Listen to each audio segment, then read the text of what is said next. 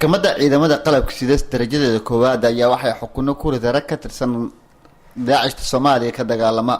gal dacwadeedkan raggan oo muddo ka furnaa maxkamadda ayaa heerar kala duwan soo maray waxaana kama dambeyn maxkamaddu ay ku xukuntay 2 nin oo lagu helay inay ka tirsan yihiin kooxda Daacish raggan la xukumay ayaa magacyada lagu kala sheegay Maxamed Daawud Daahir oo loo yaqaan Dr. Raage waxaa loo haystay ninkan inuu dhanka caafimaadka kooxda kala shaqeynayay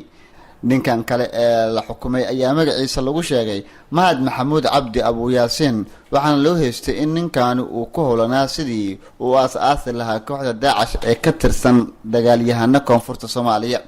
xeer ilaalinta maxkamadda ciidanka qalabka sida ayaa dacwadahan ku soo kala oogay raggan Dr. Raage wuxuu ahaa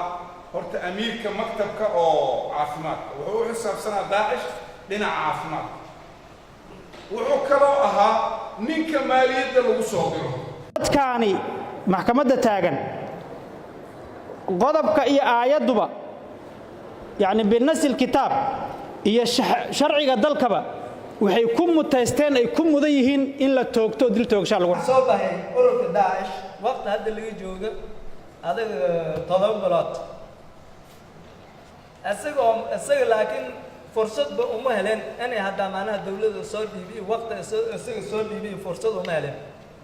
asla markii asaga soo baxay hal balaag soo wareegtay asla markii waa la soo qabtay cadeema ay qoreen markaan Daacish waa soo mareen waana ka soo tagay fikradooda waa soo tago nin diidan nin fikrada ku diidan nin dagaal ku diidan nin umad waxa fikrada ka baxayba nin walba si uu shaqeysanayo uu shaqeyntiray gudoomiyaha maxkamadda darajada koowaad ee ciidanka qalabka sida ee Soomaaliya gaashaan la sare Xasan Cali Nuur Shoote ayaa warbaahinta ka hor aqriyo xukunka raggan lagu riday maxkamaddu markii ay dhageysatay doodii qareennada oo nuxurkeedu ahaa in eedeysanayaasha xabsiga laga sii daayo xuriyadoodana la siiyo maadaama ay ka tanaasuleen afkaartii Daacish sanad ka hor haddana laga soo qabtay iyagoo jooga guryahooda sidaa darteed